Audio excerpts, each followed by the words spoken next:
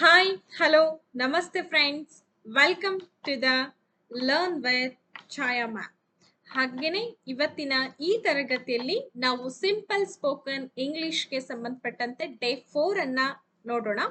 ಹಾಗೇನೆ back class ಅಲ್ಲಿ ನಾನು ನಿಮಗೆ ಸುಮಾರು ಸ್ಪೋಕನ್ ಇಂಗ್ಲಿಷ್ ಕ್ಲಾಸಸ್ಗೆ ಸಂಬಂಧಪಟ್ಟಂತೆ ಈಸಿ ಆಗಿರುವಂತಹ ಡೈಲಿ ನಮ್ಮ ಲೈಫ್ ಅಲ್ಲಿ ಬಳಸುವಂತಹ ಸೆಂಟೆನ್ಸ್ ಸ್ಟ್ರಕ್ಚರ್ಸ್ ಗಳನ್ನ ಹೇಗ್ ಮಾಡೋದು ಅನ್ನೋದ್ರ ಬಗ್ಗೆ ತಿಳಿಸ್ಕೊಟ್ಟಿದ್ದೆ. ಹೋಪ್ ಸೊ ನಿಮಗೆಲ್ರಿಗೂ ಕೂಡ ಅದು ಅಂಡರ್ಸ್ಟ್ಯಾಂಡ್ ಆಗಿದೆ ಅನ್ನೋ ಉದ್ದೇಶದಿಂದ ನೆಕ್ಸ್ಟ್ ಇವತ್ತು ನಾವು ಹೊಸ ಕಾನ್ಸೆಪ್ಟ್ ಜೊತೆಗೆ ನಾನು ನಿಮ್ಮನ್ನ ಜಾಯಿನ್ ಆಗ್ತಾ ಇದ್ದೇನೆ. ಹಾಗಾದ್ರೆ ನೀವೇನ್ ಮಾಡ್ಬೇಕು, ಮರಿಲಾರ್ದಂಗೆನೆ ಲರ್ನ್ ವಿತ್ ಛಾಯಾ ಮೇಡಮ್ ಈ ಚಾನಲ್ಗೆ ದಯವಿಟ್ಟು ಸಬ್ಸ್ಕ್ರೈಬ್ ಮಾಡ್ಕೊಳ್ಳಿ. ಹಾಗೇನೆ ಪಕ್ಕದಲ್ಲಿ ಕಾಣುವಂತಹ ಬೆಲ್ ಐಕಾನ್ ಅನ್ನ ಕ್ಲಿಕ್ ಮಾಡಿದಾಗ ಮಾತ್ರ ನಾನ್ ಮಾಡುವಂತಹ ಎಲ್ಲಾ ವಿಡಿಯೋಗಳ ನೋಟಿಫಿಕೇಶನ್ಸ್ ನಿಮಗೆ ಬಂದು ತಲುಪುತ್ತೆ. ಎಸ್, ಹಾಗಾದ್ರೆ ಇವತ್ತು ನಾನು ತಗೊಂಡಿರೋಂತ ಕಾನ್ಸೆಪ್ಟ್ ಏನಿದೆ ಅನ್ನೋದ್ರ ಬಗ್ಗೆ ನಾನು ನಿಮಗೆ ಇಂಟ್ರೊಡಕ್ಷನ್ ಅನ್ನ ಕೊಡ್ತಾ ಹೋಗ್ತೇನೆ. Yes, I am going to. ನಾನು ಇವತ್ತು ತಗೊಂಡಿರೋಂತ ಸೆಂಟೆನ್ಸ್ ಸ್ಟ್ರಕ್ಚರ್ ಏನಿದೆ ಅಂದ್ರೆ ಐ ಆಮ್ ಗೋಯಿಂಗ್ ಟು. ಇದನ್ನ ಹೇಗ್ ಬಳಸ್ಬೇಕು ನಾವು ಡೈಲಿ ಲೈಫ್ ಅಲ್ಲಿ, ನಾವು ಇದನ್ನ ನಮ್ಮ ಒಂದು ಡೈಲಿ ರೂಟೀನ್ ಅಲ್ಲಿ ಬಳಸ್ಲಿಕ್ಕೆ ಬರುತ್ತಾ ಎಲ್ಲದ್ರ ಬಗ್ಗೆನೂ ಕೂಡ ನಾನ್ ನಿಮ್ ಜೊತೆ ಇವತ್ತು ಹೇಳ್ತಾ ಹೋಗ್ತೇನೆ. ಫಸ್ಟ್ ನೋಡಿ, this sentence pattern is used to talk about the future. It is most often used to talk about future plans and intentions ಅಂತ ಇದೆ. ಅಂದ್ರೆ ನಾವು ನಮ್ಮ ಫ್ಯೂಚರ್ ಪ್ಲಾನ್ ಗಳ ಬಗ್ಗೆ ಮಾತನಾಡಬೇಕು ಅಂತ ಅಂದ್ರೆ ಐ ಆಮ್ ಗೋಯಿಂಗ್ ಟು ಅನ್ನೋ ಸೆಂಟೆನ್ಸ್ ಸ್ಟ್ರಕ್ಚರ್ ಅನ್ನ ಬಳಕೆ ಮಾಡ್ತೀವಿ.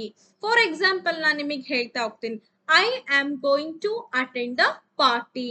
ನಾನು ಪಾರ್ಟಿಯನ್ನ ಅಟೆಂಡ್ ಮಾಡ್ಬೇಕು ಅಂತ ಅನ್ಕೊಂಡಿದೀನಿ.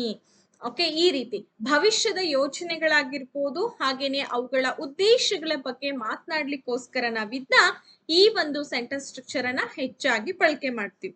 ಹೀಗೆ ಹೇಳ್ತೀವಿ, ಐ ವಿಲ್ ಕಮ್ ಟುಮಾರೋ ಅಂತ ಹೇಳ್ತೀವಿ. ಐ ವಿಲ್ ಕಮ್ ಟುಮಾರೋ ಅಂದ್ರೆ ಇದು ಕೂಡ ನಾನು ನಾಳೆ ಬರ್ತೀನಿ, ಇದು ಕೂಡ ಭವಿಷ್ಯದ ಬಗ್ಗೆ ಮಾತಾಡಂಗೆ. ಇನ್ನೊಂದು ರೀತಿಯಲ್ಲಿ ನಾವು ಭವಿಷ್ಯ ಅಂತಂದ್ರೆ ನಾಳೆ ಆಗೋದು, ನಾಡಿದ್ದಾಗೋದು, ನೆಕ್ಸ್ಟ್ ವೀಕ್ ಅಲ್ಲಿ ಆಗುವಂತದ್ದು, ನೆಕ್ಸ್ಟ್ ಮಂತ್ ಅಲ್ಲಿ ಆಗುವಂತದ್ದು, ಈ ರೀತಿ ನಾವು ಐ ಆಮ್ ಗೋಯಿಂಗ್ ಟು ಅನ್ನೋ ಸೆಂಟೆನ್ಸ್ ಸ್ಟ್ರಕ್ಚರ್ ಅನ್ನ ಬಳಕೆ ಮಾಡಿ ಹೇಳ್ಬೋದು. ಹಾಗಾದ್ರೆ ಹೇಗೆಲ್ಲ ಬರುತ್ತೆ ಅಂತ ನಾನು ನಿಮಗೆ ಈಗ ತಿಳಿಸ್ಕೊಡ್ತೀನಿ. ಓಕೆ, ಕಂಪ್ಲೀಟ್ ಆಗಿ ವಿಡಿಯೋವನ್ನ ನೋಡಿ. I am going to visit my brother this weekend ಅಂತ ಇದೆ. ಹಾಗಂದ್ರೆ ಏನಿಲ್ಲಿ, ನಾನು ಈ ವಾರಾಂತ್ಯದಲ್ಲಿ ನನ್ನ ಸಹೋದರನನ್ನ ಭೇಟಿ ಮಾಡಲಿದ್ದೇನೆ ಅಂತ ಅರ್ಥ. ಅಂದ್ರೆ I am going to visit my brother this weekend. ಯಾವಾಗ ಹೋಗ್ತಾ ಇದ್ದೀನಿ ನನ್ನ ಬ್ರದರ್ನ ಮೀಟ್ ಆಗ್ಲಿಕ್ಕೆ? ಈ ವಾರಾಂತ್ಯದಲ್ಲಿ, ಅಂದ್ರೆ ಈ ವಾರದ ಕೊನೆಯಲ್ಲಿ ನಾನು ನನ್ನ ಬ್ರದರ್ ಅಥವಾ ಸಹೋದರನನ್ನ ಭೇಟಿ ಮಾಡಲಿದ್ದೇನೆ ಅಂತ ಅರ್ಥ ಆಗುತ್ತೆ. ಹಾಗೇನೆ she is going to quit her job ಅಂತ ಇದೆ. ಕ್ವಿಟ್ ಸ್ಪೆಲ್ಲಿಂಗ್ ನೋಡಿ, QUIT ಅಂತ ಇದೆ. ಕ್ವಿಟ್ ಮತ್ತೆ ನೀವು ಸಿ ಅನ್ನ ಬಳಸೋ ಹಾಗಿಲ್ಲ ಅಲ್ಲಿ. ಓಕೆ, ಕ್ಯೂ ಇಂದ ಆರಂಭ ಆಗುತ್ತೆ. QUIT, quit her job. ಹಾಗಂದ್ರೆ ಏನು ಕನ್ನಡದಲ್ಲಿ? ಅವಳು ತನ್ನ ಕೆಲಸವನ್ನ ಬಿಡಲು ಹೊರಟಿದ್ದಾಳೆ ಅಂತ ನಾವ್ ಹೇಳ್ಬೋದು. ಹಾಗಾದ್ರೆ ಇದಿಷ್ಟು ನಾವು ನೋಡಿದ್ದಾಯ್ತು. ನೆಕ್ಸ್ಟ್ ನೋಡೋಣ. ಕೇವಲ ಐ ಆಮ್ ಗೋಯಿಂಗ್ ಟು ಅಂತ ಬಳಸೋದಲ್ಲ, ಶಿ ಇಸ್ ಗೋಯಿಂಗ್ ಟು ಅಂತ ಬಳಸ್ಬೋದು, ಹಿ ಇಸ್ ಗೋಯಿಂಗ್ ಟು ಅಂತ ಬಳಸ್ಬೋದು, ದೇ ಆರ್ ಗೋಯಿಂಗ್ ಟು ಅಂತ ಬಳಸ್ಬೋದು, ವಿ ಆರ್ ಗೋಯಿಂಗ್ ಟು ಅಂತ ಬಳಸ್ಬೋದು, ಯು ಆರ್ ಗೋಯಿಂಗ್ ಟು ಅಂತ ಬಳಸ್ಬೋದು. ಈ ರೀತಿ ನಾವು ಎಲ್ಲ ಒಂದು ಪ್ರೊನೌನ್ಸ್ ಗಳನ್ನ ಯೂಸ್ ಮಾಡಿ ಬಳಸಬಹುದು. ನೆಕ್ಸ್ಟ್ ನೋಡುವ. ಹಾಗಾದ್ರೆ ನಿಮಗೆ ನಾನು ಸೆಂಟೆನ್ಸ್ ಸ್ಟ್ರಕ್ಚರ್ ಅನ್ನ ಹೇಳ್ತಾ ಹೋಗ್ತೀನಿ, ನಿಮಗೆ ಗೊತ್ತಾಗುತ್ತೆ. But we can also use it to talk about anything in the future. ಹಾಗಂದ್ರೆ ಏನು ಮೇಡಮ್? ಆದ್ರೆ ಭವಿಷ್ಯದಲ್ಲಿ ಯಾವುದೇ ವಿಷಯದ ಬಗ್ಗೆ ಮಾತನಾಡಲು ನಾವಿದ್ನ ಬಳಕೆ ಮಾಡ್ಕೊಳ್ಬಹುದು. ಯಾವುದೇ ವಿಷಯದ ಬಗ್ಗೆನೂ ಕೂಡ ನಾವು ಮಾತನಾಡ್ಲಿಕ್ಕೋಸ್ಕರ ಇದನ್ನ ಬಳಕೆ ಮಾಡ್ಬೋದು. ಹೇಗೆ ಅಂತ ಅಂದ್ರೆ ನೋಡಿ, it is going to rain tonight. ನೋಡಿ, ಇವತ್ತು ರಾತ್ರಿ ಮಳೆ ಬೀಳಲಿದೆ ಅಂತ ಹೇಳೋದಕ್ಕೆ it is going to rain tonight ಅಂತ ಬಳಸ್ತೀವಿ. ಇಟ್ ಈಸ್ ಗೋಯಿಂಗ್ ಟು, ಇಲ್ಲಿ ನಾವು ಸೆಂಟೆನ್ಸ್ ಸ್ಟ್ರಕ್ಚರ್ ಯಾವ್ದು ಯೂಸ್ ಮಾಡಿದ್ವಿ? ಇಟ್ ಈಸ್ ಗೋಯಿಂಗ್ ಟು ಅನ್ನೋದನ್ನ ಯೂಸ್ ಮಾಡಿದ್ವಿ. ಹಾಗೆ the party is going to be fun ಅಂತ ಹೇಳ್ತೀವಿ. ಹಾಗಂದ್ರೆ ಏನು? ಪಾರ್ಟಿ ಮೋಜು ಮಸ್ತಿ ಆಗಿರುತ್ತದೆ ಅಂತ ಇಲ್ಲಿ ನಾನು ಅರ್ಥವನ್ನ ಕೊಟ್ಟಿದ್ದೀನಿ. The party is going to ಅನ್ನೋ ಸೆಂಟೆನ್ಸ್ ಸ್ಟ್ರಕ್ಚರ್ ಅನ್ನ ನಾವಿಲ್ಲಿ ಬಳಕೆ ಮಾಡಿದೀವಿ. Then let's move another sentences. ಈಗ ನಾನು ಐ ಆಮ್ ಗೋಯಿಂಗ್ ಟು ಅನ್ನ ಬಳಕೆ ಮಾಡಿ ನಾವು how many sentences we have construct, ಎಷ್ಟು ಸೆಂಟೆನ್ಸ್ ಗಳನ್ನ ನಾವು ಇಲ್ಲಿ ಕನ್ಸ್ಟ್ರಕ್ಟ್ ಮಾಡಬಹುದು ಅನ್ನೋದ್ರ ಬಗ್ಗೆ ನಾನು ನಿಮಗೆ ತಿಳಿಸ್ತಾ ಹೋಗ್ತೀನಿ. ಹಾಗಾದ್ರೆ ಇವೆಲ್ಲವುಗಳನ್ನ ನಿಮ್ಮ ದಿನನಿತ್ಯದ ಲೈಫ್ ನಲ್ಲಿ ಬಳಕೆ ಮಾಡ್ಕೊಳ್ಬಹುದು. ಇಲ್ಲಿ ನಾನೊಂದು ಸೆಂಟೆನ್ಸ್ ಸ್ಟ್ರಕ್ಚರ್ ತಗೊಂಡಿದ್ದೀನಿ. I am going to take ಅಂತ ಇದೆ. I am going to take a taxi. ನಾನು ಟ್ಯಾಕ್ಸಿ ತಗೊಂಡು ಹೋಗ್ತೀನಿ. ಟ್ಯಾಕ್ಸಿ ತಗೊಂಡು ಹೋಗ್ತೀನಿ ಅಂದ್ರೆ ಟ್ಯಾಕ್ಸಿಯಲ್ಲಿ ಹೋಗ್ತಾ ಇದ್ದೀನಿ ಅಥವಾ ಟ್ಯಾಕ್ಸಿಯಲ್ಲಿ ಹೋಗಲಿದ್ದೇನೆ. ಗೊತ್ತಾಯ್ತಾ? I am going to take a taxi. For example, ನಿಮ್ ಮಕ್ಳಿಗೆ ಏನಾದ್ರೂ ತಿಳಿಸ್ಕೊಡ್ಬೇಕು ಅಂತಂದ್ರೆ ನೀವು ಈ ರೀತಿಯಾಗಿ ತಿಳಿಸ್ಕೊಡ್ಬೋದು. ಇನ್ ಫ್ಯೂಚರ್ಗೂ ಕೂಡ ನಾವು ಐ ಆಮ್ ಗೋಯಿಂಗ್ ಟು ಅನ್ನೋ ಸ್ಟ್ರಕ್ಚರ್ ಅನ್ನ ಬಳಕೆ ಮಾಡ್ತೀವಿ ಅಂತ. ಹಾಗಾದ್ರೆ ಈ ವಿಡಿಯೋ ನಿಮಗೆ ಇಷ್ಟ ಆದ್ರೆ ನೀವೇನ್ ಮಾಡ್ಬೇಕು? ಲೈಕ್ ಮಾಡೋದು ಮಾತ್ರ ಮರಿಬಾರ್ದು. ಹಾಗೆ ಸಬ್ಸ್ಕ್ರೈಬ್ ಮಾಡ್ಕೊಂಡು ವಿಡಿಯೋವನ್ನ ನೋಡ್ತಾ ಹೋಗಿ. ತುಂಬಾ ತುಂಬಾ ಹೆಲ್ಪ್ಫುಲ್ ಆಗಿರುವಂತ ಎಲ್ಲಾ ಗೃಹಿಣಿಯರಿಗೂ ಕೂಡ ಹೆಲ್ಪ್ ಆಗೋ ರೀತಿ ನಾನು ಮಾಡ್ತಾ ಹೋಗ್ತೇನೆ. ಹಾಗಾದ್ರೆ I am going to take a taxi ಅಷ್ಟೇ ಬರುತ್ತಾ? ಇಲ್ಲ.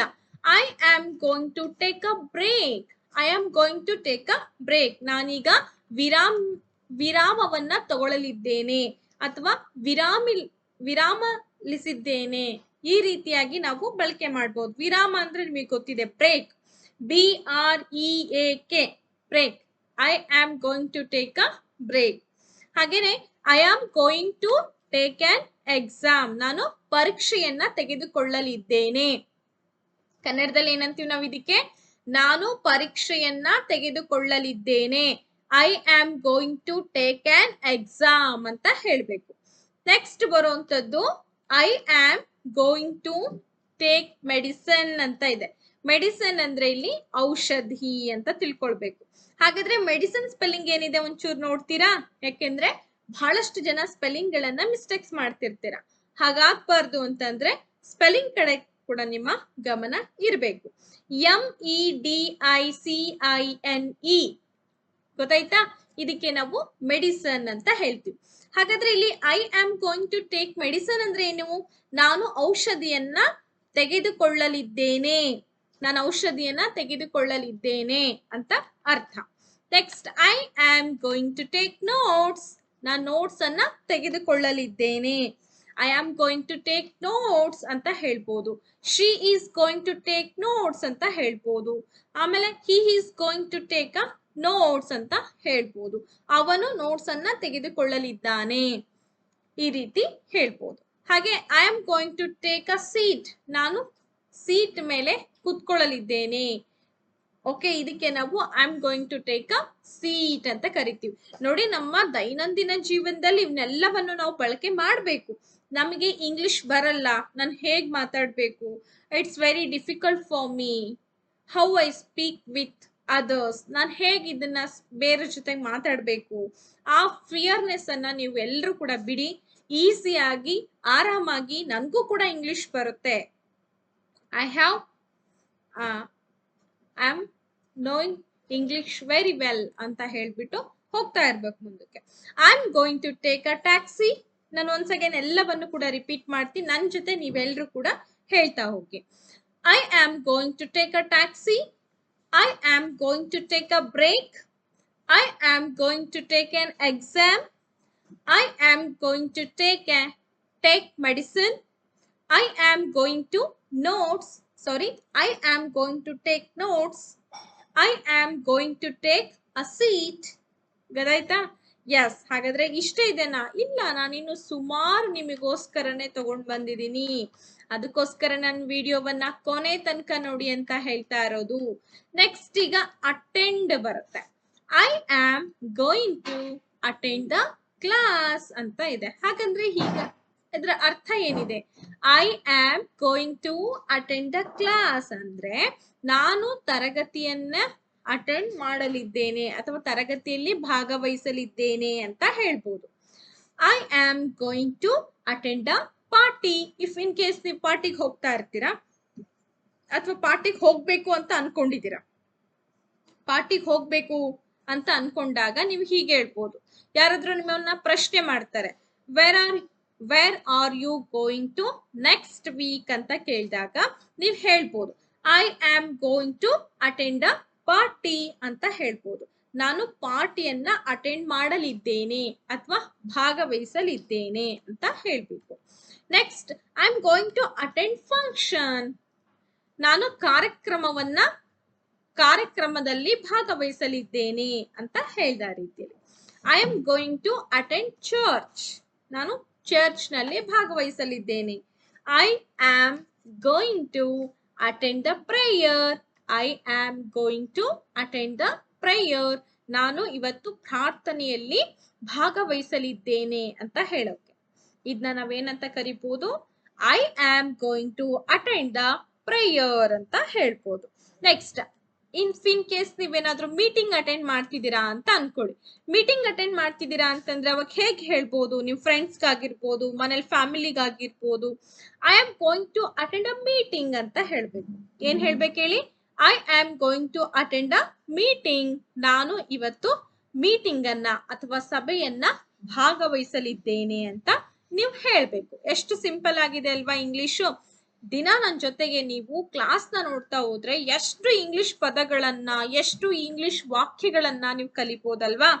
S, English is very easy for us. ಆ ರೀತಿ ನೀವು ಫೀಲ್ ಮಾಡ್ತಾ ಹೋಗಿ ಐ ಕ್ಯಾನ್ ಡೂ ಇಟ್ ಅಂತ ಹೇಳ್ತಾ ಹೋಗಿ absolutely you learn better English. Okay, I am going to attend a meeting. Yes, you have to repeat with me. ನೀವು ಕೂಡ ನನ್ನ ಜೊತೆ ರಿಪೀಟ್ ಮಾಡಬೇಕು. I am going to attend a meeting. I am going to attend the class. I am going to attend a party. I am going to attend a function. I am going to attend church. I am going to attend the prayer. Okay? Yes, all right. Next ಹೋಗೋಣ ಹಾಗಾದ್ರೆ. Next, it is also very interesting concept. So that ಅದ್ಯಾವುದು? Make ಜೊತೆಗೆ ಹೇಗೆಲ್ಲ ಬಳಕೆ ಮಾಡ್ಬೋದು? I am going to make changes. ನಾನು ಸ್ವಲ್ಪ ಇಲ್ಲೆಲ್ಲ ಚೇಂಜಸ್ ಮಾಡಲಿದ್ದೇನೆ, ಬದಲಾವಣೆಗಳನ್ನ ಮಾಡಲಿದ್ದೇನೆ. ಯಾರೊಬ್ರು ಫ್ರೆಂಡ್ ಬರ್ತಾರೆ. ಫ್ರೆಂಡ್ ಬಂದ ತಕ್ಷಣ ನಿಮ್ ರೂಮ್ ಸ್ವಲ್ಪ ಅಷ್ಟೊಂದು ಅಲ್ಟ್ರೇಷನ್ ಆಗಿರಲ್ಲ, ರೂಮ್ ಸ್ವಲ್ಪ ಗಲೀಜಿರುತ್ತೆ. ಅವಾಗ ನೀವು ಅವ್ರಿಗೆ ಹೇಳ್ಬೇಕು, if you don't mind it, I am going to make changes ಅಂತ ನೀವು ಹೇಳ್ಬೋದು. ನಾನು ಸ್ವಲ್ಪ ಈ ರೂಮ್ ನಲ್ಲಿ ಬದಲಾವಣೆಗಳನ್ನ ಮಾಡಲಿದ್ದೇನೆ ಅಂತ. ಹಾಗೆ I am going to make an offer. Offer ಅಂತಂದ್ರೆ ಕೆಲವೊಂದನ್ನ ನಾವು ಆಫರ್ ಕೊಡುವಂಥದ್ದು. Okay, I am going to make an offer. ಹಾಗೆ I am going to make a decision. ನಾನು ನಿರ್ಧಾರವನ್ನ ಮಾಡಲಿದ್ದೇನೆ. ಮೇಕ್ ಅಂದ್ರೆ ಏನಿಲ್ಲಿ? ಮಾಡು ಅಂತ ಅರ್ಥ. ಟೇಕ್ ಅಂದ್ರೆ ಏನಿಲ್ಲಿ? ತೆಗೆದುಕೊಳ್ಳು ಎಂಬ ಅರ್ಥ. ಓಕೆ, ಅಟೆಂಡ್ ಅಂತಂದ್ರೆ ಭಾಗವಹಿಸು ಎಂಬ ಅರ್ಥವನ್ನ ಕೊಡುತ್ತೆ. I am going to make money. Make a profit ಅಂತ ಇದೆ. I am going to make money ಅಂತಂದ್ರೆ ನಾನು ದುಡ್ಡು ಮಾಡ್ತೀನಿ ಅಂದ್ರೆ ನಾನು ದುಡಿತೀನಿ ಅಂತ ಅರ್ಥ. ಹಾಗೆ I am going to make profit ಅಂತಂದ್ರೆ ನಾನು ಲಾಭವನ್ನ ಮಾಡಿದ್ದೇನೆ ಅಂತ ಅರ್ಥ ಆಗುತ್ತೆ. I am going to make a call. Make a call ಅಂತಂದ್ರೆ ನಾನು ಕಾಲ್ ಮಾಡಿದೀನಿ ಅಂತ ಅರ್ಥ. ಗೊತ್ತಾಯ್ತಾ? ಹಾಗಾದ್ರೆ ನಾನು ಕಾಲ್ ಮಾಡಲಿದ್ದೇನೆ. ಐ ಆಮ್ ಗೋಯಿಂಗ್ ಟು ಅಂತ ಬಂದಾಗ ನಾನು ಕಾಲ್ ಮಾಡಲಿದ್ದೇನೆ ಅಂತ ಅರ್ಥ ಆಗುತ್ತೆ. ಗೊತ್ತಾಯ್ತಾ? ಹಾಗಾದ್ರೆ ಇದಿಷ್ಟು ಕೂಡ ಮೇಕ್ ಜೊತೆಗೆ ಹೇಗೆಲ್ಲ ಬಳಸ್ತೀವಿ ಅಂತ ನಮ್ ಡೈಲಿ ರೂಟೀನ್ ಅಲ್ಲಿ ಕೂಡ ಇದು ಯೂಸ್ ಆಗುತ್ತಾನೆ. ಎಸ್, ಹಾಗಾದ್ರೆ ಇದನ್ನ ಒಂದ್ಸಲ ನಾನು ನಿಮಗೆ ಹೇಳ್ತಾ ಹೋಗ್ತೀನಿ. ನೀವೇನ್ ಮಾಡ್ಬೇಕು? You are going to repeat with me. Okay, I am going to make a call. I am going to make changes. Okay, I am going to make an offer. I am going to make a decision. I am going to make a profit. I am going to make money. Okay, very good. You did a good job. Yes. ಹಾಗಾದ್ರೆ next ಈಗ move ಆಗೋಣ. ಈಗ next ಏನಿದೆ ಹಾಗಾದ್ರೆ? I am going to pay. ಕೊಡು ಅಂತ ಅರ್ಥ ಆಗುತ್ತೆ. ಪೇ. ಹಾಗಾದ್ರೆ ನೀವೇನೆಲ್ಲ ಪೇ ಮಾಡ್ತೀರಾ? I am going to pay a fine ಅಂತ ಇದೆ. ನಾನು ದಂಡವನ್ನ ಕಟ್ಟಲಿದ್ದೇನೆ ಅಂತ ಹೇಳ್ಬೇಕಪ್ಪ ಅಂದ್ರೆ, ಓ ನಾನು ದಂಡ ಕಟ್ಲೇಬೇಕಪ್ಪ, ಅದಕ್ಕೆ ಕಟ್ತೀನಿ ಅಂತ ಹೇಳ್ತಾರೆ. ಸೊ ಅದಕ್ಕೆ ನೀವೇನಂತ ಹೇಳ್ಬೋದು ಇಂಗ್ಲಿಷ್ ನಲ್ಲಿ, I am going to pay a fine ಅಂತ ಹೇಳ್ತಾರೆ. ಹಾಗೆ I am going to pay a penalty. Penalty ಅಂದ್ರೂ ಕೂಡ ಇಲ್ಲಿ ನಾವು ಸ್ಕೂಲಿಗೆ ಲೇಟ್ ಆಗಿ ಹೋಗಿರ್ತೀವಿ ಅಥವಾ ಏನೋ ಮಿಸ್ಟೇಕ್ ಆಗಿರುತ್ತೆ, ಅದಕ್ಕೆ ಪೆನಾಲ್ಟಿಯನ್ನ ಕಟ್ತಾ ಇರ್ತೀವಿ. Okay, I am going to pay the price. ನಾನು ಅದಕ್ಕೆ ಬೆಲೆಯನ್ನ ಕಟ್ತೀನಿ, ಅದಕ್ಕೆ ಬೆಲೆಯನ್ನ ಕೊಡ್ತೀನಿ ಅಂತ ಅರ್ಥ. ಪ್ರೈಸ್ ಅಂದ್ರೆ ಇಲ್ಲಿ ಬೆಲೆ, ಪೇ ಅಂದ್ರೆ ಕೊಡು ಅಂತ ಅರ್ಥ. I am going to pay a visit. ನಾನಲ್ಲಿ ವಿಸಿಟ್ ಮಾಡ್ತೀನಿ, ವಿಸಿಟ್ ಕೊಡ್ತೀನಿ ಅಂತ ಅನ್ನೋದಕ್ಕೆ, ವಿಸಿಟ್ ಅಂತ ಅಂದ್ರೆ ಭೇಟಿ ಕೊಡೋದು. I am going to pay a visit, ನಾನು ಅಲ್ಲಿ ಹೋಗಿ ಬರ್ತೀನಿ, ಅಲ್ಲಿ ಹೋಗಿ ನಾನು ವಿಸಿಟ್ ಮಾಡ್ತೀನಿ ಅಂತ ಅರ್ಥ. ನೋಡಿ ಎಷ್ಟು ಸಿಂಪಲ್ ಆಗಿದೆ, ನಮಗೆ ಗೊತ್ತೇ ಆಗಲ್ಲ ಕೆಲವೊಂದನ್ನ, ನಮಗೆ ಗೊತ್ತಾಗ್ಲಾರ್ದಂಗೆ ನಾವು ಬಳಸ್ತಾ ಇರ್ತೀವಿ ಡೈಲಿ ರೂಟೀನ್ ಅಲ್ಲಿ. ಬಟ್ ಇದನ್ನ ಇದಕ್ಕೆ ಬಳಸ್ಬೇಕಾ ಅನ್ನೋದು ನಮಗೆ ಸ್ಪಷ್ಟೀಕರಣ ಇರಲ್ಲ. ಸ್ಪಷ್ಟೀಕರಣ ಯಾವಾಗ ಬರುತ್ತೆ ಅಂದ್ರೆ ಕಲಿತಾಗ ಇವೆಲ್ಲದರ ಗಮನ ನಮಗೆ ಬರ್ತಾ ಹೋಗುತ್ತೆ. I am going to pay attention. ಏನಿದು, ಪೇ ಆಫ್ ಫೈನ್ ಆಯ್ತು, ಪೇ ಆಫ್ ಪೆನಾಲ್ಟಿ ಆಯ್ತು, ಪೇ ದ ಪ್ರೈಸ್ ಆಯ್ತು, ಅಟೆನ್ಷನ್ ಅನ್ನು ಕೂಡ ಕೊಡ್ಬೇಕಾ? ಎಸ್, ಆಬ್ವಿಯಸ್ಲಿ ನೀವೀಗ ಎಲ್ರು ಕೂಡ ಕ್ಲಾಸ್ ಕೇಳ್ತಾ ಇದ್ದೀರಾ. ಕ್ಲಾಸ್ ಕೇಳುವಾಗ you must pay the attention for classes ಅಲ್ವಾ? ನೀವು ನಿಮ್ಮ ಅಟೆನ್ಷನ್ ಅನ್ನ ಕ್ಲಾಸ್ ಕಡೆ ಕೊಡ್ಲೇಬೇಕು ತಾನೇ ನೀವು. ಎಸ್, ಹಾಗಾಗಿ ಇದನ್ನ ನಾವೇನಂತ ಹೇಳ್ಬೋದು, I am going to pay attention. ನಾನು ಅವಧಾನವನ್ನ ಕೊಡಲಿದ್ದೇನೆ. ಅವಧಾನವನ್ನ ಕೊಡಲಿದ್ದೇನೆ ಅಂದ್ರೆ ನನ್ನ ಒಂದು ಏಕಾಗ್ರತೆಯನ್ನ ಕೊಡ್ತೀನಿ ಅಂತ ಅರ್ಥ. Next, I am going to pay the electricity bill, water bill. ಈ ರೀತಿ ಹೇಳ್ಬೋದು. ಎಲೆಕ್ಟ್ರಿಸಿಟಿ ಬಿಲ್ ಅನ್ನ ಕೊಡ್ತಾ ಇದ್ದೀನಿ, ಹಾಗೆ ವಾಟರ್ ಬಿಲ್ ಅನ್ನ ಕೊಡಲಿದ್ದೇನೆ. ಈ ರೀತಿಯಾಗಿ ನಾವು I am going to pay ಅನ್ನ ಬಳಕೆ ಮಾಡ್ತೀವಿ. ಇದೆಲ್ಲ ನಿಮ್ ಡೈಲಿ ರೂಟೀನ್ ಅಲ್ಲಿ ಬಳಕೆ ಆಗುತ್ತಲ್ವಾ? ಹಾಗಾದ್ರೆ ಇದೇ ತರನೇ ನೂರಾರು ಕ್ಲಾಸಸ್ ಅನ್ನ ನಾನು ಮಾಡ್ಬೇಕು ಅಂತ ತುಂಬಾ ಆಸೆಯನ್ನ ಇಟ್ಕೊಂಡು ಈ ಹೊಸದಾಗಿರುವಂತಹ ಎಲ್ಲರಿಗೂ ಕೂಡ ಡಿಫ್ರೆಂಟ್ ಆಗಿರೋಂಥ ತರಗತಿಗಳನ್ನ ತಗೊಳ್ತಾ ಇದೀನಿ. ಇದಕ್ಕೆ ನಿಮ್ ಸಪೋರ್ಟ್ ಕಡ್ಡಾಯವಾಗಿ ಇದ್ರೆ ಮಾತ್ರ ನಾನು ಮುಂದುವರೆಕ್ ಸಾಧ್ಯ. ಎಲ್ರು ಕೂಡ ಸಬ್ಸ್ಕ್ರೈಬ್ ಮಾಡ್ಕೊಂಡು ನೋಡೋದಾದ್ರೆ ನನ್ಗೂ ಕೂಡ ಸ್ಫೂರ್ತಿ ಸಿಗುತ್ತೆ. ಹೆಚ್ಚೆಚ್ಚು ಡೈಲಿ 1 or 2 ಕ್ಲಾಸ್ ಅನ್ನು ಕೂಡ ಅಪ್ಡೇಟ್ ಮಾಡ್ಬೇಕು ಅನ್ನೋ ಉದ್ದೇಶ ನನಗೆ ಬರುತ್ತೆ. ಹಾಗಾದ್ರೆ ಸಬ್ಸ್ಕ್ರೈಬ್ ಮಾಡ್ಕೊಳ್ಳಿ, ಬೆಲ್ ಐಕಾನ್ ಅನ್ನ ಕ್ಲಿಕ್ ಮಾಡೋದ್ ಮರಿಬೇಡಿ. ವಿಡಿಯೋ ನಿಮಗೆ ಇಷ್ಟ ಆಗಿದ್ರೆ ಲೈಕ್ ಮಾಡಿ, ಇಷ್ಟ ಆಗದೆ ಇದ್ರೆ ಲೈಕ್ ಮಾಡಕ್ಕೆ ಹೋಗ್ಬೇಡಿ. ಹಾಗೆ ನೆಕ್ಸ್ಟ್ ಯಾವ ತರ ಕ್ಲಾಸಸ್ ಬೇಕು ಅನ್ನೋದನ್ನು ಕೂಡ ನೀವು ನನ್ನ ಜೊತೆ ಶೇರ್ ಮಾಡ್ಕೊಳ್ಬಹುದು. ನೆಕ್ಸ್ಟ್ ಯಾವ ಕ್ಲಾಸ್ ಬೇಕು ನಿಮ್ಗೆ? ಸ್ಪೋಕನ್ ಕ್ಲಾಸ್ ಬೇಕಾ, ಗ್ರಾಮರ್ ಕ್ಲಾಸ್ ಬೇಕಾ, ಅಥವಾ ನಮ್ಮ ಡೈಲಿ ರೂಟೀನ್ ಅನ್ನ ಹೇಗೆ ಹೇಳ್ಬೇಕು ಅನ್ನೋದು ಬೇಕಾ? ನಾನು ಬ್ರೇಕ್ಫಾಸ್ಟ್ ಮಾಡಿದೆ, ನಾನು ಎದ್ದೆ, ಮಾರ್ನಿಂಗ್ ಬೇಗ ಎದ್ದೆ, ನಾನು ಸ್ನಾನ ಮಾಡಿದೆ, ತಿಂಡಿ ತಿಂದೆ, ರೆಡಿ ಆದೆ, ಹ್ಯಾಂಡ್ ವಾಶ್ ಮಾಡಿದೆ, ಈ ರೀತಿಯಾದಂತಹ ಡೈಲಿ ರೂಟೀನ್ ಇರೋಂತಹ ಸೆಂಟೆನ್ಸ್ ಗಳನ್ನ ಹೇಳ್ಕೊಡ್ಬೇಕಾ? ಅಥವಾ ನಾವು ಆಫೀಸ್ ನಲ್ಲಿ ಹೇಗ್ ಮಾತಾಡ್ಬೇಕು, ಸ್ಕೂಲಲ್ಲಿ ಹೇಗ್ ಮಾತಾಡ್ಬೇಕು, ಮಕ್ಕಳ ಜೊತೆ ಹೇಗೆ ನಾವು ಇಂಟ್ರಾಕ್ಷನ್ಸ್ ಗಳನ್ನ ಬೆಳೆಸ್ಕೊಳ್ಬೇಕು, ಹಾಗೆ ಮನೇಲಿ ಇರುವಂತಹ ಆಸ್ ಅ ಪೇರೆಂಟ್ ಆಗಿ ನಾವ್ ಏನೆಲ್ಲ ಮಕ್ಕಳಿಗೆಲ್ಲ ತಿಳಿಸ್ಕೊಡ್ಬೇಕು, ಹೀಗೆ ಡಿಫ್ರೆಂಟ್ ಆಗಿರುವಂತಹ ಇಂಗ್ಲಿಷ್ ಫ್ರೇಸಸ್ ಗಳನ್ನ, ಇಂಗ್ಲಿಷ್ಗೆ ಸಂಬಂಧಪಟ್ಟಂತ ಮಾಹಿತಿಗಳನ್ನು ತಿಳಿಸುವಂತ ಪ್ರಯತ್ನ ಈ ನಮ್ಮ ಲರ್ನ್ ವಿತ್ ಛಾಯಾ ಮೇಡಮ್ ಚಾನಲ್ದಾಗಿರುತ್ತೆ. ಹಾಗಾದ್ರೆ ನಿಮಗೆ ಯಾವ್ಯಾವ ತರ ವಿಡಿಯೋಸ್ ಬೇಕು ಅದನ್ನೆಲ್ಲ ಕಮೆಂಟ್ ಅಲ್ಲಿ ಆಗ್ತಾ ಹೋಗಿ, ಕಮೆಂಟ್ ಮಾಡಿ. ನನ್ಗೂ ಕೂಡ ನಾನು ಹೇಗ್ ಮಾಡಿದೀನಿ ಹೇಗಿಲ್ಲ ಅನ್ನೋದು ಅರಿವಿಗೆ ಬರುತ್ತೆ. ಓಕೆ, ಹಾಗಾದ್ರೆ ಇಲ್ಲಿವರೆಗೂ ಒಂದು ಸ್ಮಾಲ್ ಕ್ಲಾಸ್ ಆದ್ರೂ ಕೂಡ ನಿಮಗೆ ಇಷ್ಟ ಆಗಿದೆ ಅಂತ ಅನ್ಕೊಳ್ತೀನಿ. ಸೊ ಈ ಕ್ಲಾಸ್ಗೆ ನಿಮ್ಮದೊಂದು ಲೈಕ್ ಇರ್ಲಿ. ಹಾಗೇನೆ ಮತ್ತೆ ಮುಂದಿನ ತರಗತಿಯಲ್ಲಿ ನಾವು ನಿಮ್ಮನ್ನ ಭೇಟಿ ಆಗ್ತೇವೆ ಅಂತ ಹೇಳಿ ಈ ವಿಡಿಯೋವನ್ನ ಇಲ್ಲಿಗೆ ನಾನು ಮುಗಿಸ್ತಾ ಇದ್ದೀನಿ. Thank you so much and take care. Bye bye.